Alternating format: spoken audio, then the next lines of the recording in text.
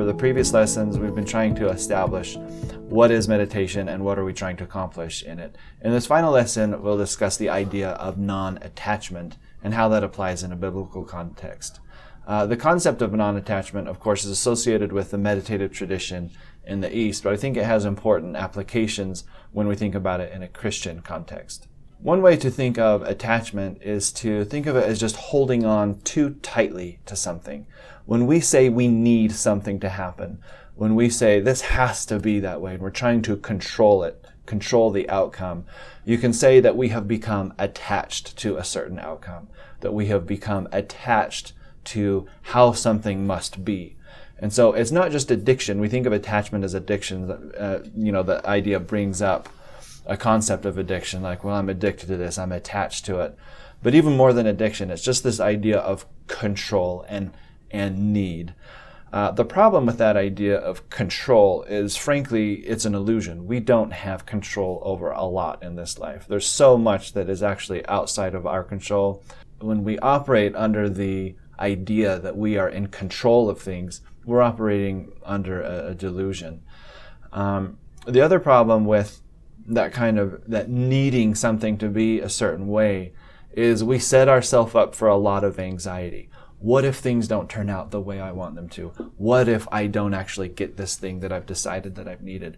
And so we're in this constant state of fear and anxiety. It causes this restlessness. I might not get what I need, what I think I need. My desires might not be fulfilled. And so it creates this restlessness that can turn into anger and resentment, and we can go around kind of hating or resenting or being violent towards those things that we see as threatening these needs that we have, that we want to have control over. In the Bible, I think there's certain teachings that teach us against this idea of needing to control things.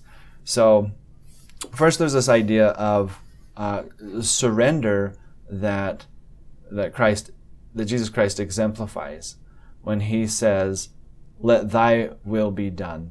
Too often our anxiety or anger comes from holding on too tightly to something. And so when we say, "Let thy will be done," we are giving up a little bit. We're surrendering in a good way and saying, "I don't have control over this. Let thy will be done, God." There's also this idea in the Bible of giving and receiving. We want to sometimes hold on to things too much. We want to grasp them.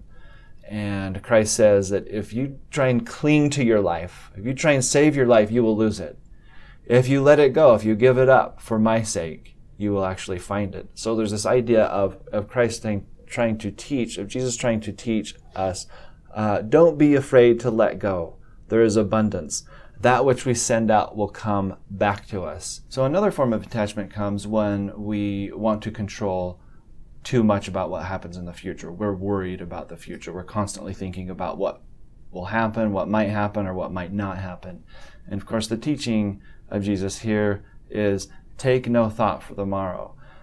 Don't worry about what's going to happen all the time. We have enough troubles in the present moment to think about without worrying about what's going to happen in the future. So that anxiety that comes from worrying about what hasn't even happened yet is something that we can let go of. That's an attachment that we can let go of. So basically what happens when we try and eliminate our attachments and we let go of control and we let go of certainty, what we're doing is living by faith rather than fear. Fear needs to control. Fear is something that wants to grasp and cling and govern and make sure that everything happens in a certain way.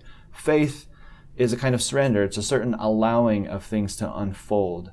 Of course, things that we do have control over and that we ought to take care of, we should. This is no reason to, like I say, withdraw and kind of renounce our responsibilities. But faith is just this willingness to let go and trust that God has our backs and that the universe will give back, and that things are not as critical and fearful as we think. Finally, I think one of the most important forms of non-attachment is forgiveness. Too often, really attachment, or I should say unforgiveness, holding grudges, holding resentments, holding anger and hatred for someone, This is a form of attachment. We have become addicted to or attached to our anger towards someone, our victimhood towards someone. Now, forgiveness does not mean, of course, that we let someone off the hook or don't hold them accountable, but it does mean that we relinquish our hatred. And that can be hard, because what happens is, just like those neural pathways that I was saying, that path in the woods, anger and resentment and unforgiveness can be a well-worn path. It can become an addiction. It can become the default thing that we go to. It can become the easy response. And so it's a kind of attachment. It's a kind of addiction. And Jesus, of course, teaches that we must forgive 70 times 7, that really there isn't a limit to how much we should forgive, because when we forgive, we are allowing that thing to move through our life and not becoming attached to it, not becoming stuck to it. So this is just a quick lesson on the idea of non-attachment. All of these theories and principles come up in meditation. They apply to meditation because meditation isn't just like something, it's not like an exercise or push-ups that we do every morning. It's a way of life. It's a way of thinking. So I think it's important to establish the theory and the idea and the philosophy behind meditation, and not just the nuts and bolts practice of it. However, this is the last lesson in the theoretical portion of this course, and the next lessons will get a little bit more into technique, the nuts and bolts, how to do it, what are you actually doing physically, what are you trying to do with your mind and your words and that sort of thing. So we'll see you in the next lesson.